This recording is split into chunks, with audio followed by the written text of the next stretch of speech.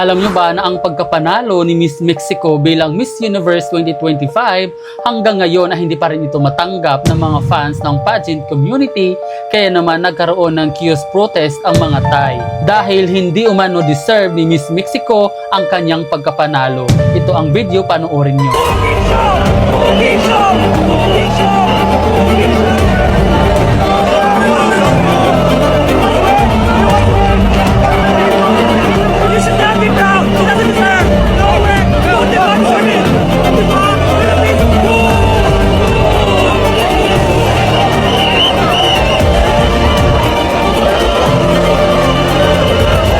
At ito pa, may isang larawan na kumalat na itong si Fatima at ang direktor ng Miss Universe are having a secret relationship.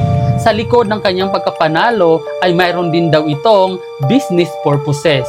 At para makasigurado na hindi AI ang kanilang picture, iniskan ito at ang lumabas 100% human. At labis na rin ang ginagawa ng ibang netizens sa larawan ni Miss Universe. Ito, tingnan nyo, ginawang kaserola ang kanyang corona. Ito pa yung malala, dahil hindi niya matanggap ang pagkapanalo ni Miss Mexico, binasag niya ang kanilang TV. Mayroon din yung pinagtulungan ng top 5 si Miss Mexico, at hindi lang yan, marami ding iba't ibang memes ang lumalabas tungkol sa larawan ni Miss Mexico.